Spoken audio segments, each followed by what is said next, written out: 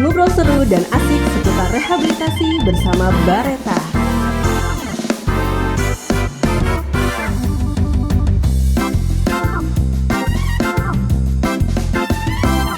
Halo sahabat Bareta, saat ini Anda masih bersama dengan kami dalam program musik Ngobrol Seru dan Asik bersama Radio Bareta, ruang advokasi dan informasi orang tua dan keluarga Bareta.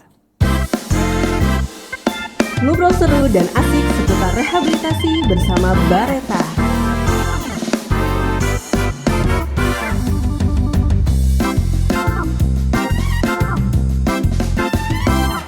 Sahabat Bareta, bersama dengan saya Uci, hari ini kita hadir tepat di momentum Hari Kesehatan Nasional atau HKN yang diperingati setiap tanggal 12 November.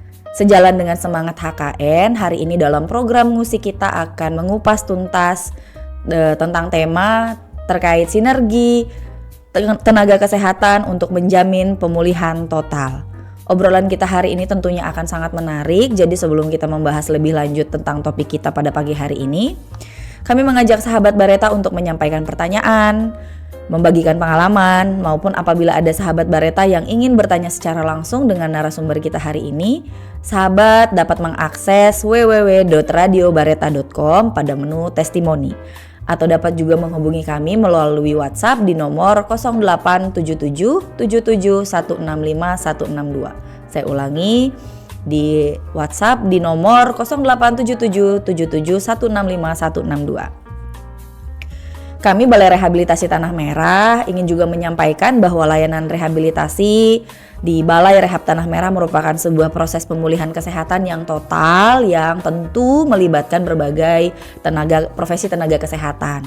Semua profesi baik tenaga kesehatan maupun non tenaga kesehatan bekerja dalam satu sistem sinergi yang solid untuk menjamin pemulihan total klien kami dari adiksi atau ketergantungan.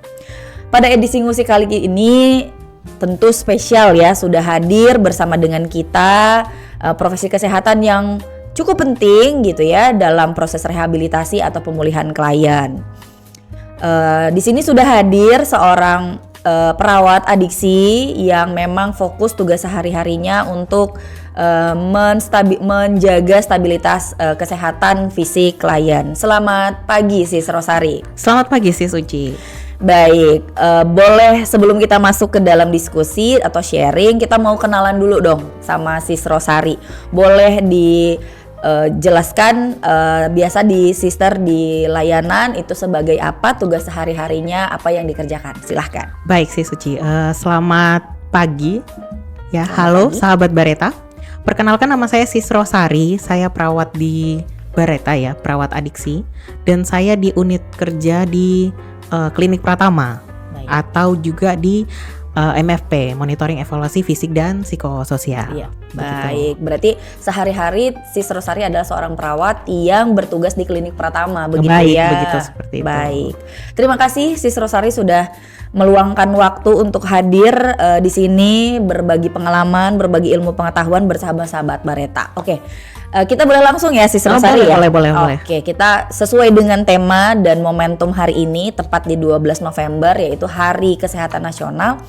Boleh sharing nggak Sis Rosari kira-kira apa sih sebenarnya makna atau arti pemulihan total baik jiwa maupun raga dalam konteks adiksi yang kemudian menimbulkan pertanyaan mengapa tujuan kita memulihkan jiwa dan raga kemudian harus ada sinergi tenaga kesehatan yang solid. Boleh di-sharing Sis Rosari, silahkan.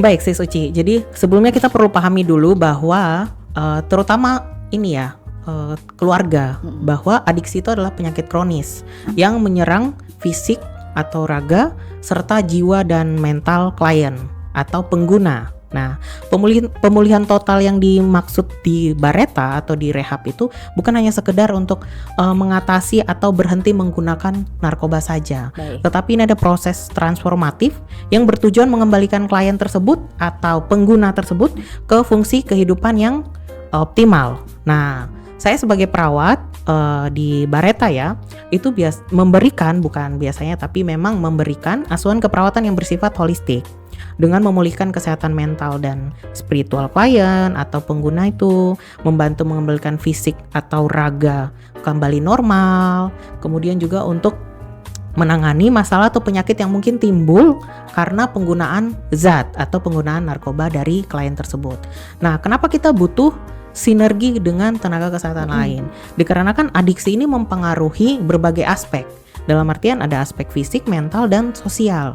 Nah, satu jenis nakes saja atau satu jenis tenaga kesehatan saja itu tidak akan mampu menangani seluruh aspek tersebut, betul aspek tadi.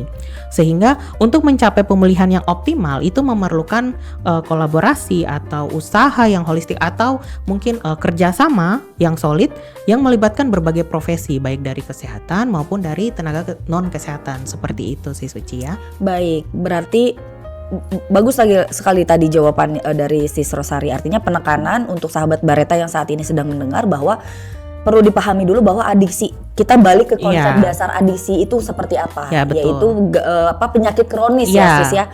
Dan penyakit kronis ini, dan kita namanya penyakit kronis kan kambuhan begitu ya Sister ya.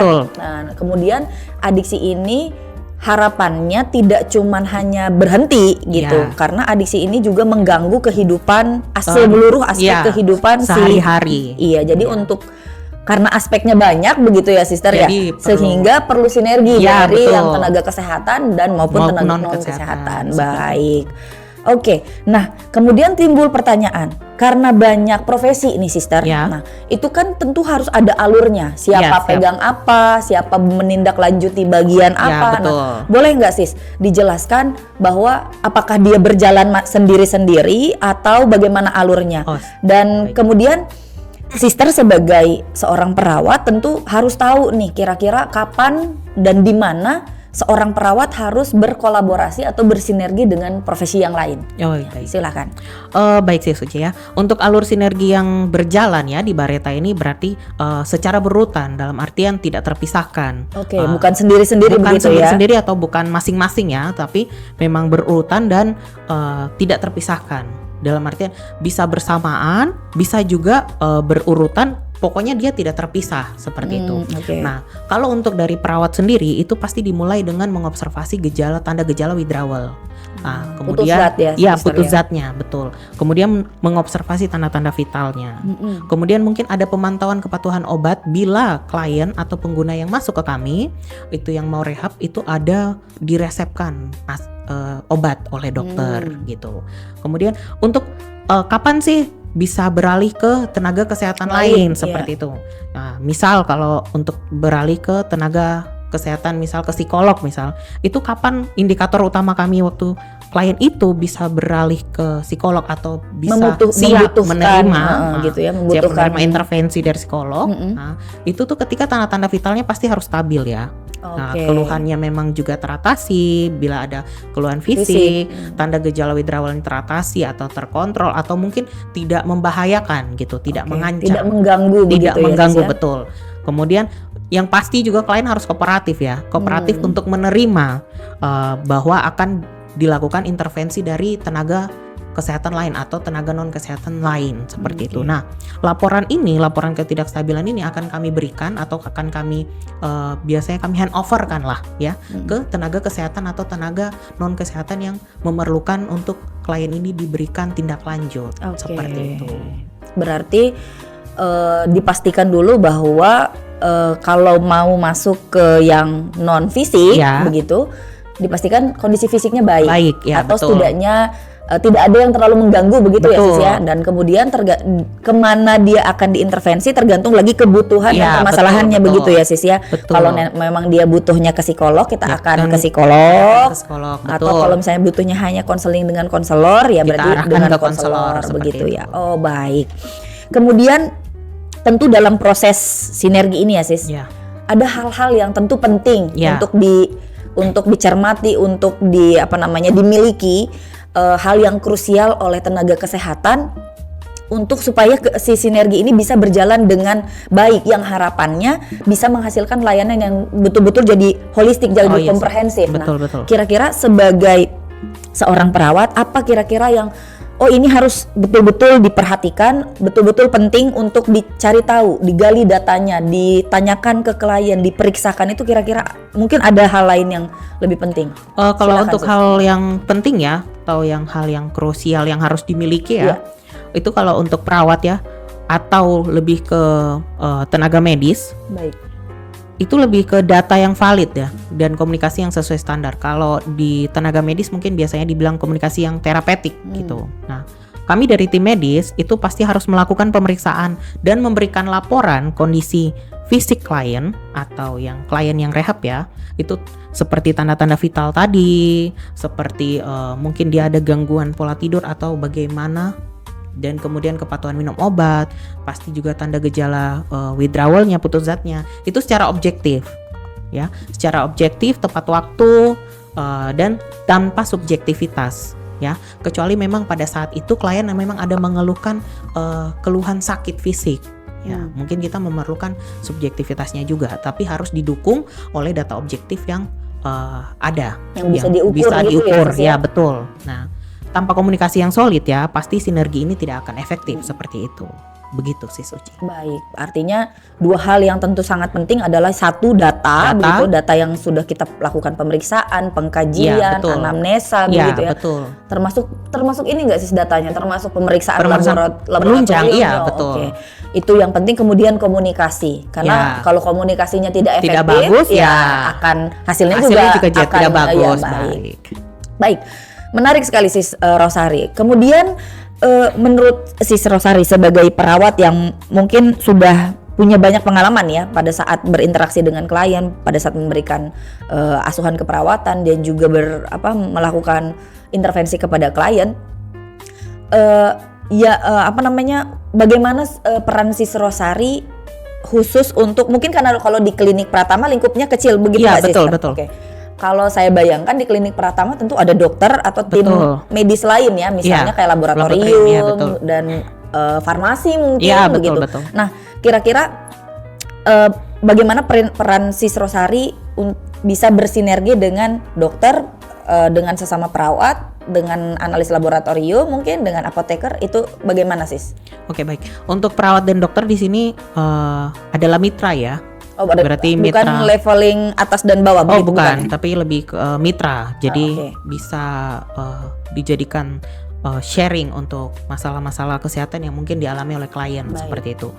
Nah, selain memberikan asuhan keperawatan juga, seperti yang pertama kali tadi saya bicarakan, bahwa kami juga berkolaborasi dengan dokter, seperti pemberian obat, misal kalau klien-klien yang butuh memang terapi, kemudian untuk pasti dosisnya juga akan dikolaborasikan dengan dokter, dan pemantauan fisik kami itu 7x24 jam. Itu untuk memantau apakah bisa saja mungkin sewaktu-waktu klien tersebut membutuhkan penanganan medis. Nah, di sini juga terjadi sinergi ke sesama perawat. Nah, jadi kami di Bareta ini ada shift atau duty. Nah, tapi kami terbaginya cuma 2, pagi dan malam sore. Nah, jadi disinilah yang untuk pemantauan kesehatan fisik ini kami 7x24 jam, yang makanya terjadilah sinergi antara perawat sesama perawat. Betul. Nah, disinilah kami handoverkan apapun yang terjadi kepada klien ya. Kemudian bila terjadi ada masalah, nah muncullah sinergi dengan dokter. Dalam artian kalau misal klien tersebut ada masalah di kesehatan, keluhan dan butuh terapi ya, betul ya? Terapi obat. Nah, itu kami kolaborasi dengan dokter. Nah, disinilah terjadi sinergitas antara perawat dengan dokter. Seperti itu. Kemudian untuk laboratorium, nah laboratorium itu kami perawat itu menjadi penghubung fisik antara klien dengan laboratorium. Nah, untuk mendapatkan data objektif atau data penunjang yang diperlukan dokter untuk diagnosis atau rencana terapi berikutnya, seperti itu. Karena beberapa kasus klien-klien yang dengan rehab itu seperti yang tadi saya bilang, bahwa adiksi ini menyerang fisik dan mental, betul. Jiwa. Kalau misalnya fisik, kami kalau lihat dari luar saja itu tidak bisa kita menilai apakah di dalamnya ada kerusakan atau seperti apa. Nah, ini kami butuh sinergi dengan laboratorium untuk mengecek itu melalui darah gitu. Nah, di sini juga bila ada masalah di tubuhnya, dalam artian karena hasil pemeriksaan labnya. Nah ini juga kami kolaborasikan lagi ke dokter untuk diagnosis selanjutnya dan rencana terapi selanjutnya. Begitu. Nah ini nih karena walaupun ilmu atau kewenangan kami berbeda ya, itu bukan kami jalan masing-masing seperti tadi saya bilang bahwa kami bisa jalan berurutan, bisa bersamaan, tapi tidak terpisahkan. Karena ini untuk menghasilkan layanan yang komprehensif kepada klien seperti itu. Baik. Jadi memang seorang perawat ini sebagai tenaga kesehatan harus tahu data yang dipunya apa, masalah yang sedang dialami sama klien, kemudian butuh kemana. Ya, betul. Begitu ya, Sis, ya. Betul. Kalau dia memang butuh pemeriksaan kesehatan ke dokter, kita arahkan ke dokter. Kalau misalnya memang kayaknya dari dokter butuh cek lab, silakan fasilitasi ke lab begitu. Siap. Berarti memang tiap klien juga tentu beda-beda ya, Sis. Iya, berbeda.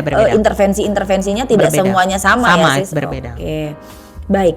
Tadi Sister sempat menyampaikan bahwa Sis juga bertugas di MFP ya, iya, betul. Monitoring evaluasi fisik dan psikososial. Oke, itu fase detoksifikasi kan ya, Sis, ya, termasuk ya di dalamnya. Detoks dan stabilisasi. Oke. Dan tentu yang namanya fase detoksifikasi klien pasti ada mungkin ada yang menimbulkan gejala-gejala, misalnya paranoid, gelisah, ya, betul. Tidak terkendali akibat karena dia mungkin putus zat gitu ya, yang tadinya dia pakai zat kemudian berhenti, kemudian drop begitu ya, dan membuat dia menjadi gelisah, gaduh gelisah, bisa mungkin berpotensi mencederai diri dan orang lain. Nah, sepengalaman Sister, boleh nggak di-sharing, Sis? Kira-kira bagaimana Sister menangani itu, dan kemudian apakah ada sinergi dengan tenaga kesehatan atau tenaga non kesehatan pada saat menangani klien yang mungkin sedang dalam fase krisis tersebut? Baik. Silakan. Baik, jadi sering terjadi ya, Sis Puci ya, sering terjadi klien-klien yang di fase detox atau detoksifikasi ya, putus zatnya. Karena klien yang masuk ke kami atau ke Bareta ini memang kami langsung putus zatnya, apapun itu, termasuk rokok. Ya. Berarti isu di luar sana bahwa nanti di rehab tuh bakal tetap dikasih tapi dikurang-kurangin, itu tidak. Salah ya, Sis? Itu salah ya. Itu tidak ya, Bapak Ibu sahabat Bareta ya, itu kami langsung putus ya. Klien yang masuk ke sini kami putus zatnya. Termasuk rokok, begitu ya, Sis ya? Betul, termasuk karena memang rokok. Kita kawasan bebas rokok ya, bebas Sis. Rokok, kami bebas narkoba. Iya, jadi betul-betul clear di balai, tidak ada pemberian. Ya? Betul. Nah, dan untuk obat-obatan juga yang mungkin klien-klien konsumsi di luar dengan resep sendiri, itu kami putuskan juga, karena seperti tadi kami bersinergi dengan dokter sesuai advice dari dokter, sesuai kebutuhan dari klien tersebut. Nah, waktu klien ini pada saat krisis atau paranoia atau gaduh gelisah atau marah-marah di fase detox, itu perawat menggunakan komunikasi non konfrontatif. Nah, komunikasi ini apa sih? Komunikasi ini itu adalah cara berkomunikasi yang menghindari pertikaian, menghindari pertentangan atau menghindari tuduhan ya, saat menyelesaikan masalah atau saat mengatasi perselisihan atau mungkin mengatasi hal tersebut yang tadi.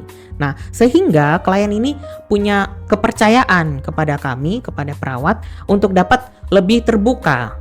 Karena kami menciptakan lingkungan yang aman untuk dia supaya bisa sharing atau supaya bisa membicarakan apa yang diinginkan, apa yang diperlukan, seperti itu. Atau apa yang menjadi masalah di dalam pikiran dan fisiknya, ya, begitu betul. Ya. Nah, untuk sinergi yang kami kerjasama ya, dalam artian untuk mengatasi hal tersebut atau hal krisis ini, kalau untuk klien misal memang butuh untuk ke psikolog, kami akan arahkan ke psikolog. Kebetulan kami juga punya psikolog di Bareta ya. Iya. Kemudian kalau memang butuh obat-obatan dalam artian yang menenangkan klien, nah kami bersinergi dengan dokter untuk apa? Untuk pemberian terapi atau obat yang sesuai dosis yang untuk mengatasi krisis klien tersebut. Nah, ini kita menjamin klien. Jadi saya juga mau menegaskan ya bahwa di Bareta ini tidak ada kekerasan karena beberapa kali kami menerima klien atau kami klien berucap atau menceritakan bahwa di balai rehab itu dipukuli. Oh, oke. Ya, dipukuli, dikasih kekerasan. Supaya disiplin, supaya anggapannya begitu ya, Sis supaya ya. memaksa klien untuk kembali menjadi kehidupan yang normal, yang sesuai jadwal. Ya, ini kami menginformasikan saja bahwa di Bareta kami tidak ada kekerasan. Jadi kami menghindari kekerasan fisik. Jadi kami memberikan pelayanan kepada klien itu bukan hanya untuk mengatasi adiksinya, tetapi memang juga merawat klien tersebut. Jadi kami merawat memang klien dengan sepenuhnya, seutuhnya, baik jiwa maupun mentalnya, seperti itu. Baik. Sis Uci.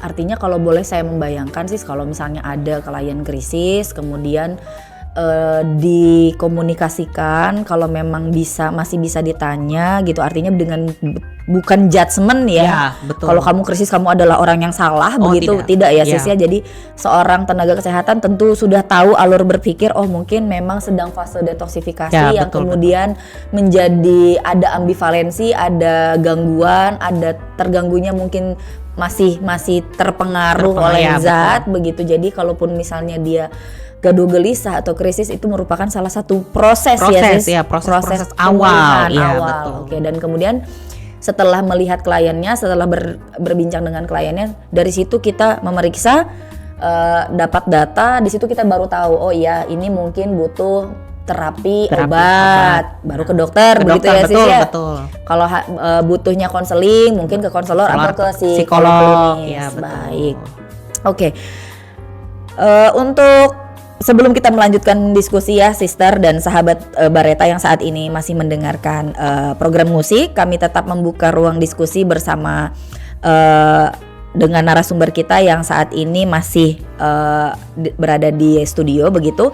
Sahabat Bareta dapat menghubungi kami melalui nomor 0877 165 162 atau melalui www.radiobareta.com pada menu testimoni. Oke, Sis Rosari, ini di sini sudah ada beberapa pertanyaan dari sahabat Bareta yang mungkin ingin join gitu atau memiliki pertanyaan ya tentang dengan tema sinergi tenaga kesehatan dalam momentum Hari Kesehatan Nasional ini ada masuk dari Bapak Irwan. Dari Bapak Irwan Mahyudin di Sepaku. Dia bertanya, apakah bisa pasien penyalahguna itu dirawat di rumah, Sis, oleh keluarga dan kami panggil perawat aja. Mungkin maksudnya home care ya. Nah, pertanyaannya, bisa nggak kalau misalnya penyalahguna gitu dirawat di rumah oleh keluarga dan mereka mau panggil perawat home care? Silahkan, Sis. Baik, selamat pagi Pak Irwan ya, iya. Ya di Sepaku ya. Iya. Jadi kalau pertanyaannya hanya sekedar bolehkah pengguna dirawat di rumah? Nah, kami di Bareta punya seperti memfasilitasi klien untuk mengikuti rawat jalan ya. Telerehabilitasi kan ya, maksudnya. Betul, tren telerehabilitasi ya. Jadi bisa rawat jalan dari rumah. Ini daring ya, Sis, daring, ya? Iya betul. Bersama dengan konselor adiksi. Tapi kalau misal pertanyaannya, apakah kami boleh merawat klien tersebut di rumah dan memanggil perawat untuk home care lah? Itu tidak bisa, kami tidak bisa, dan karena mungkin terbatas ya, Sis, nanti penanganannya juga begitu. Karena beberapa klien itu kalau begini, seperti yang tadi saya jelaskan bahwa beberapa klien di fase-fase awal putus zat itu pasti akan mengalami hal krisis, ya. Walaupun mungkin berbeda ya hal krisisnya, mungkin ada yang hal krisisnya cuma marah-marah, kemudian sudah atau selesai, yang tidak bisa tidur atau ringan yang begitu tidak, ya, Sis ya. Itu mungkin bisa diatasi dengan kami menyarankan keluarga untuk membawa ke dokter. Tetapi kalau misalnya sudah mengacaukan di dalam rumah, dalam artian yang butuh penanganan yang paling spesifik, itu kami tidak memfasilitasi untuk ke rumah.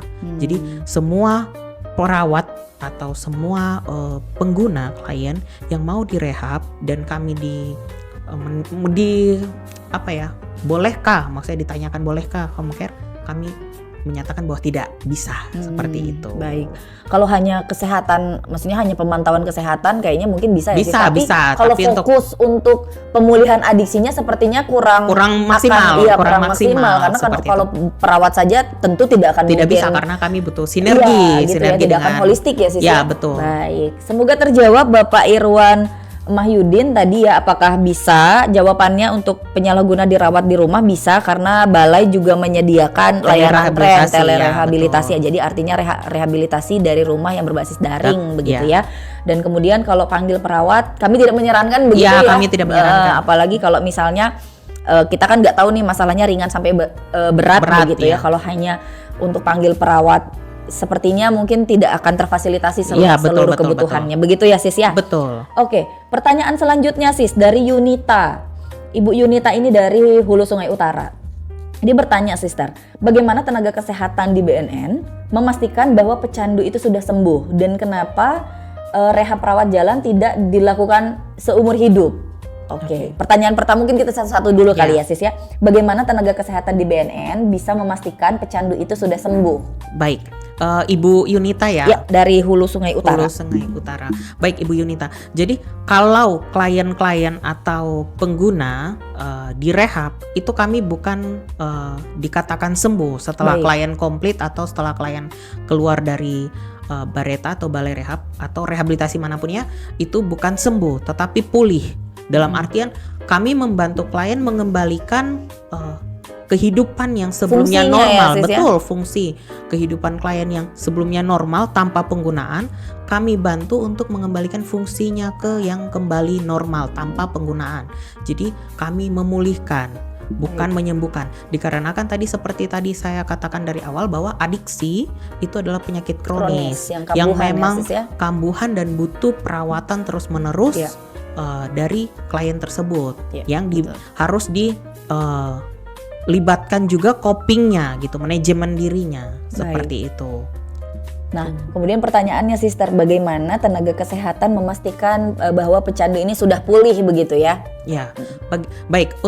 Jadi kalau di Bareta itu memang bukan hanya seperti tadi saya bilang bahwa yang dirawat bukan hanya fisik dan mentalnya. Jadi berbagai aspek juga, fisik, mental dan sosial.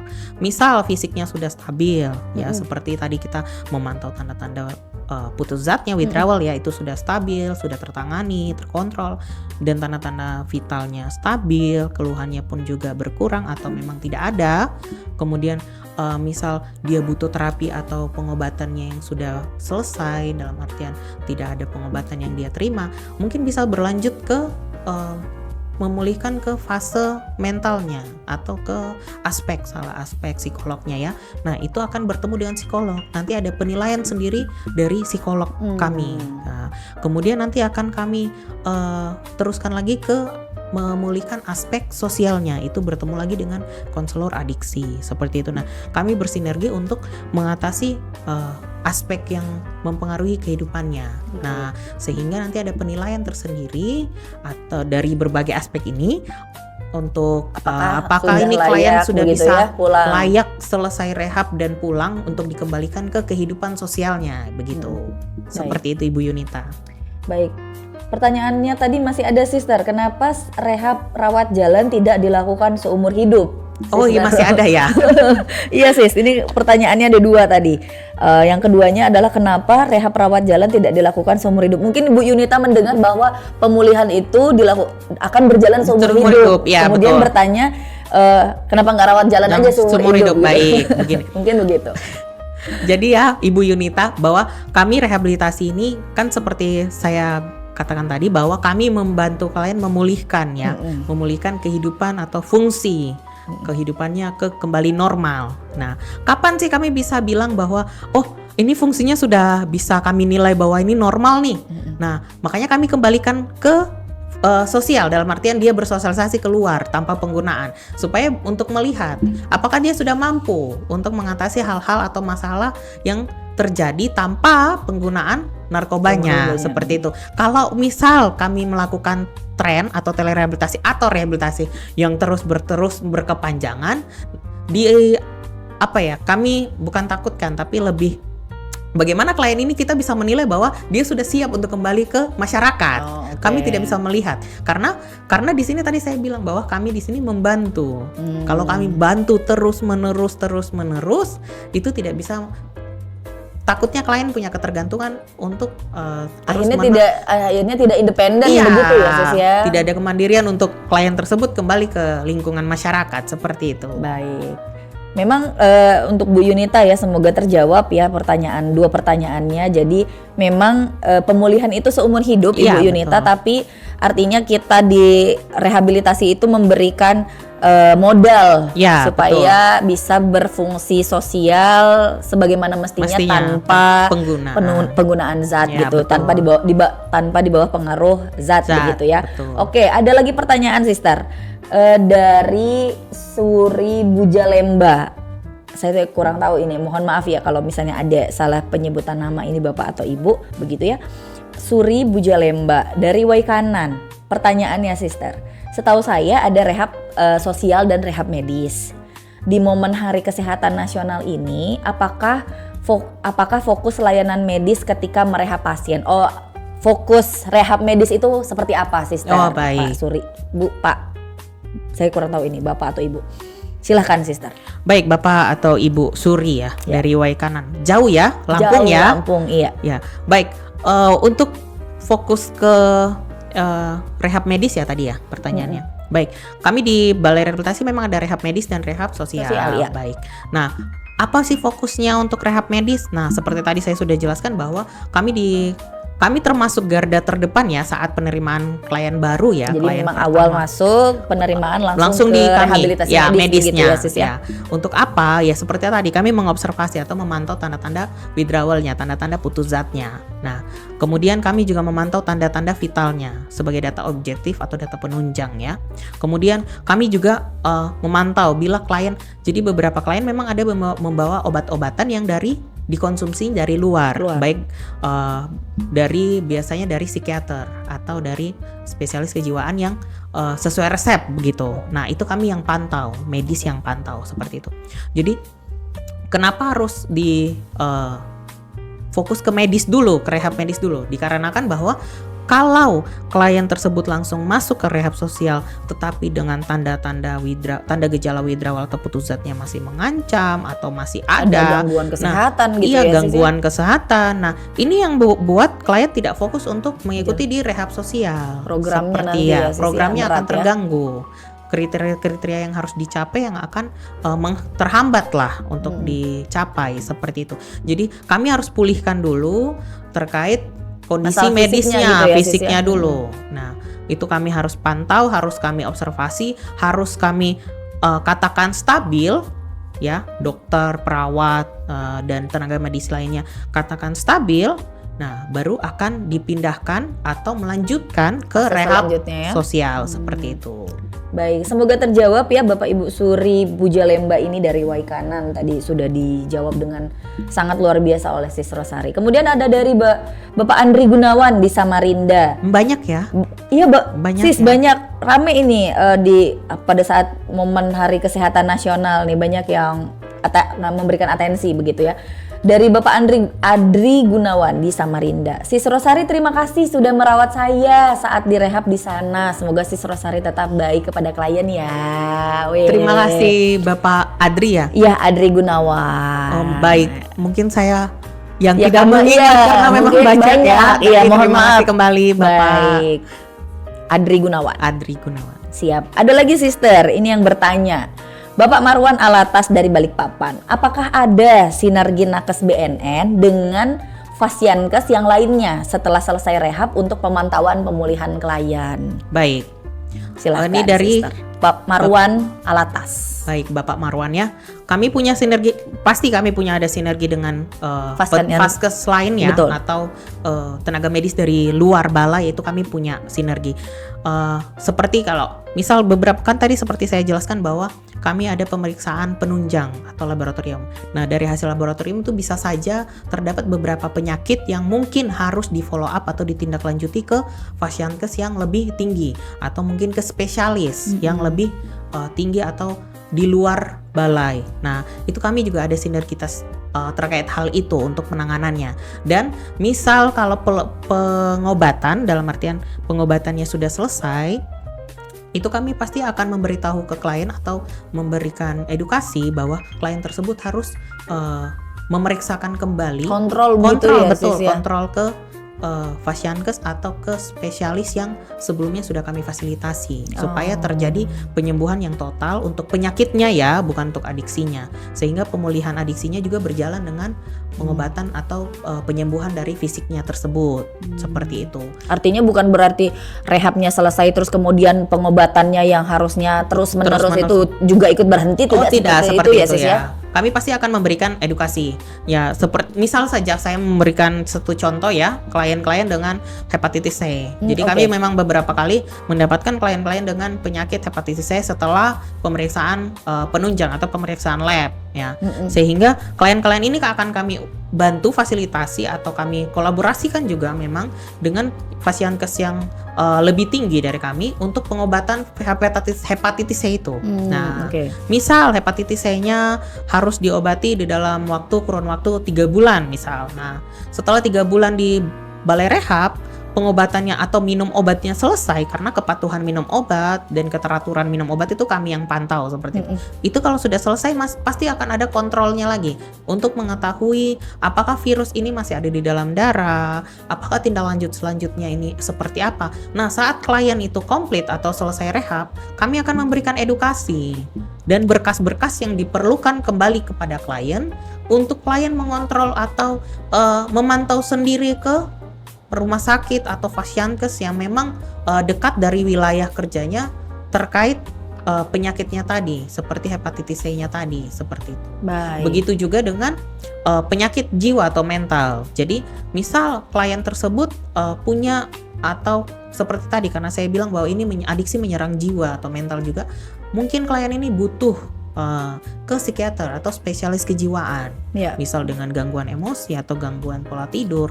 Nah, ini kami fasilitasi yang harapannya tidak putus begitu ya, betul. Sis, pada saat rehab, maksudnya sudah komplit program, sudah mau pulang, ini pengobatan itu tidak terputus. Jadi nanti untuk selesainya pengobatan itu kami serahkan kepada bagaimana spesialis yang menentukan apakah klien tersebut sudah selesai pengobatannya. Baik, seperti itu. Baik, sahabat Bareta, terima kasih sudah menyampaikan pertanyaan. Kami masih juga membuka kesempatan ruang diskusi bersama sahabat Bareta ya yang ingin bertanya, sharing, menyampaikan pengalaman begitu, bisa menghubungi kami di 0877 77 165 162. Sis Rosari, ini kita kembali ke pertanyaan yang sudah disiapkan oleh tim teknis begitu ya. Sis Rosari, sebagai seorang perawat, tentu perawat adalah merupakan profesi yang intensitas interaksinya pasti paling banyak mungkin ya karena sempat tadi sudah disebutkan oleh Sis Rosari, jaganya 7 kali 24 jam yang dibagi dengan 2 shift. Nah, kemudian bagaimana sinergi Sis Rosari sebagai perawat dengan tim medis dokter memastikan mungkin dokter akan memberikan obat begitu ya. Nah, bagaimana seorang perawat, Sis Rosari dan tim begitu, obat yang diberikan itu justru tidak memicu ketergantungan. Dokter misalnya, klien misalnya ada gangguan kesehatan, kemudian obatnya diberikan. Nah, bagaimana Sis Rosari memastikan bahwa obat yang diberikan sama dokter ini justru tidak memicu ketergantungan terhadap obat lain begitu. Silahkan. Baik, Sis Oci. Jadi sinergi kami ini sangat ketat ya di Balai Rehabilitasi Tanah Merah. Kami mempunyai prinsip bahwa minimalisasi obat, maksimalisasi terapi. Jadi terapi ini bisa jadi intervensi dari setiap terapis, baik dari perawat, medis, psikolog, maupun dari konselor, itu kami maksimalkan. Nah, perawat itu berkolaborasi dengan dokter itu untuk memberikan, jadi dokter itu pasti memberikan terapi atau obat sesuai advis itu bila ada klien tersebut keluhan fisik, sakit misal ya, atau kondisi-kondisi yang perlu distabilkan seperti tadi fase-fase kritis di detox ya, terkait putus zatnya.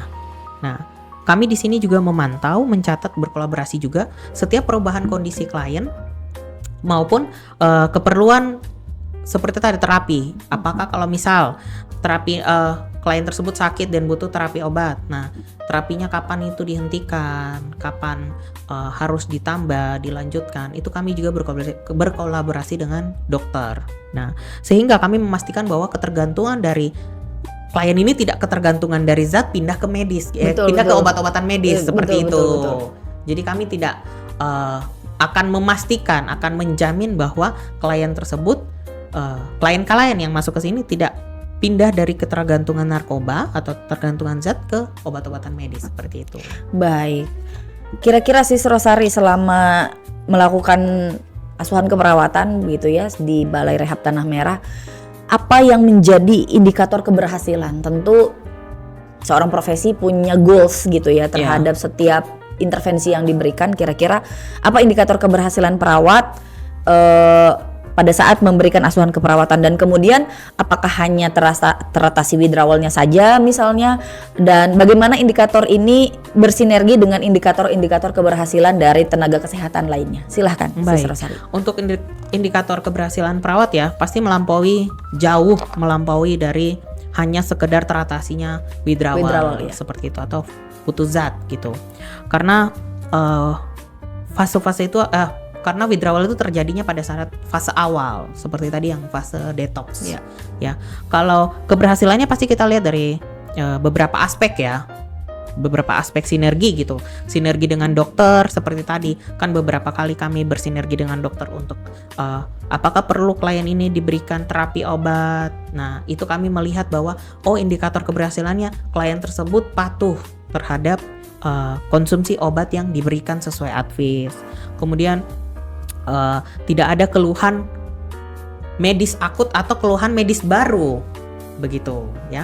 Kemudian sinergi dengan mungkin tenaga nutrisionis misal. Nah, kesehatan lain nutrisionis ahli itu gizi ya, ahli gizi ya? Betul, ahli gizi. Itu mungkin klien menunjukkan indikatornya, mungkin klien menunjukkan perubahan signifikan terhadap status gizi klien. Karena beberapa klien masuk di balai rehab itu status gizinya biasanya ada yang kurus, ada yang kurang, ada yang obesitas seperti itu. Nah, itu akan dilihat perbaikan signifikannya dengan bersinergi dengan ahli gizi. Yang harapannya bisa jadi normal Normal, gitu ya, betul. Kemudian juga kami bersinergi dengan psikolog ya. Di sini kami punya psikolog. Nah, untuk melihat indikator utamanya, pasti klien menunjukkan kesiapan ya, kesediaan berpartisipasi aktif dalam menerima terapi, baik itu terapi kelompok atau sesi-sesi individu. Kemudian di sini perawat menjamin bahwa fisik atau raga klien itu siap dan kooperatif untuk menerima terapi atau intervensi dari psikolog. Mungkin kami juga sinergi dengan konselor ya.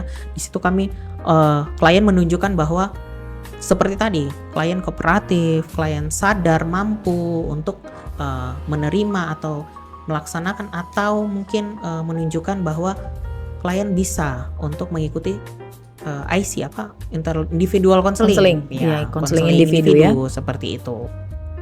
Nah, di sini indikator keberhasilan perawat itu menjembatani klien dari kondisi medis kritis seperti tadi putus zatnya kembali ke kondisi siap terapi, baik dari terapi dari kesehatan maupun non kesehatan seperti itu. Baik, Sister. Sebelum kita ke pertanyaan penutup ya, Sister, ini sudah masuk lagi dua pertanyaan. Yang pertama dari Pak Erik Hardianto dari Samarinda. Pak Erik menyampaikan bahwa kalau bicara rehab ini sudah akhir banget katanya. Udah akhir banget ini. Ada nggak sih peran BNN di sini untuk cegah? Di wilayah kami di Samarinda ini rawan sekali, tapi BNN-nya tidak muncul katanya. Mohon bagian rehab bisa ke sini di Pulau Atas. Mungkin Sister ada yang mau ditanggapi dari pernyataan Pak Erik Hardianto. Baik, Pak Erik Hardianto di Pulau Atas Samarinda ya, Sis ya. Oh, baik.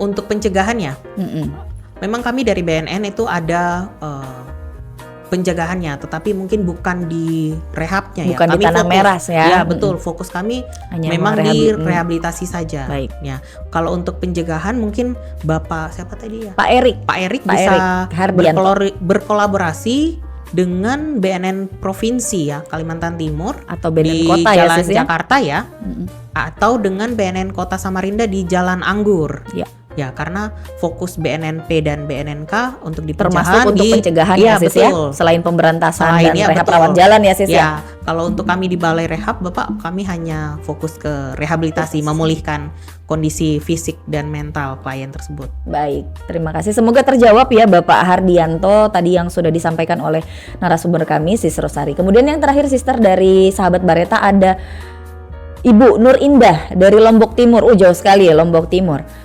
Ibu Nur Indah ini bertanya, kenapa tempat rehabnya nggak menyeluruh ya? Coba BNN bisa masuk Lombok Timur, kasusnya tinggi juga di sini. Tapi kalau mau rehab kejauhan, kalau ke Jawa dan ke Samarinda. Oh, baik. Mungkin terima kasih untuk masukannya ya Ibu Nur Indah dari Lombok Timur. Ini kiranya bisa terdengar oleh para pejabat gitu ya, Presiden mungkin yang bisa memfasilitasi ada layanan rehab Betul. yang menjangkau teman-teman di Lombok Timur, begitu ya baik. Sister Rosari ya. Mungkin Sister ada yang mau ditambahkan, Sis? Baik, kalau untuk hal tersebut mungkin lebih ke pimpinan-pimpinan teratas betul ya Ibu ya. ya. Karena Kita juga harapannya inginnya Iya. semua layanan rehab kalau bisa tersebar di tersebar di Indonesia seluruh ya. Indonesia, Ya, di setiap betul. pelosok ya. Tetapi kalau di sini kami juga jelaskan bahwa misal Ibu kejauhan ke Kalimantan, Ibu bisa juga merehab di Badoka ya. Di Balai Rehab Badoka kami punya 6 tempat rehab, dan mungkin yang dekat dari Lombok kalau tidak ke Kalimantan, ke Jawa di Lido ya, Balai Iya, Besar, dengan di Badoka ya, di Makassar. Mungkin Ibu nanti bisa memberikan masukan melalui DM di Instagram ya, Ke Bapak di- Presiden ke begitu, Bapak Presiden atau Kepala BNN ya. Kepala BNN Iya, RI untuk ya. mempertimbangkan Ya, ya, untuk Sister. membangun balai rehab ya di Lombok. tempat atau di Lombok seperti itu Ibu. Oh, iya. Atau mungkin Ibu Nur Indah, siapa tahu mungkin Ibu bisa mencoba dulu ke BNNK atau BNNP terdekat gitu betul. ya untuk rehabilitasi. Memang kalau untuk rawat inap BNNK dan Belum, BNNP belum belum terfasilitasi, ada, hanya ada di balai dan loka dan balai betul. besar ya, Ya, Sis ya. betul. Tapi tidak menutup kemungkinan untuk layanan rehabilitasi bisa diakses di BNNP atau BNNK terdekat. Begitu kira-kira Ibu. Baik Sister, sebelum menutup program musik kita siang hari ini, mungkin Sister ada closing statement dalam momentum Hari Kesehatan Nasional ini. Mungkin Sister Rosari bisa memberikan pesan kepada para pendengar setia Radio Bareta, sahabat Bareta dimanapun sedang berada, terkait makna yang terdalam dari sinergi tenaga kesehatan untuk pemulihan total klien, dan mengapa masyarakat harus atau selayaknya memberikan kepercayaan kepada balai yang sudah dilengkapi dengan tenaga kesehatan. Baik. Silakan Sister Rosari. Baik Sis Oci, untuk makna terdalam dari sinergi bagi kami ya, bagi kami perawat, itu berarti kami melayani manusianya seutuhnya. Dalam artian bukan hanya adiksinya saja, bukan, tetapi seutuhnya, seperti yang tadi saya bilang bahwa jiwa dan raganya kami layani. Dibantu Kami begitu ya, bantu Sis, ya? untuk memulihkannya gitu. Kami juga menjamin di sini, kami menjamin bahwa klien itu aman dan stabil ya, untuk mengikuti terapi atau intervensi dari berbagai terapis yang ada di balai rehabilitasi. Dan masyarakat itu sedapatnya memberikan kepercayaan kepada kami, karena sinergi ini menunjukkan bahwa layanan rehabilitasi kami atau rehabilitasi dari Bareta ya, itu penanganan yang komprehensif ya, berkelanjutan terus-menerus, baik dari medis, sosial, dan spiritual ya, yang mengatasi tadi 3 aspek juga, baik dari fisik, mental, dan sosialnya, seperti itu. Bukan hanya sekedar hukuman atau bukan hanya sekedar membuat efek jera kepada klien atau pengguna, seperti itu.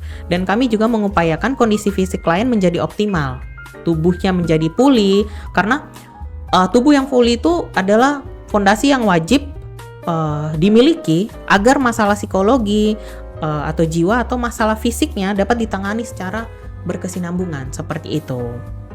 Dan di Bareta ya, kami seperti tadi saya ulangi bahwa kami di Bareta, Balai Rehabilitasi Tanah Merah, tidak ada kekerasan. Jadi sehingga klien itu akan aman. Diperlakukan secara humanis. Betul. Begitu ya Sister ya? Diperlakukan, pasti kami memanusiakan manusia ya. Jadi kami tidak membuat seperti penjara ya, seperti penjara yang dikurung, tidak seperti itu. Tapi kami juga selain melayani, kami juga tanpa kekerasan dan tanpa stigma seperti Baik. itu.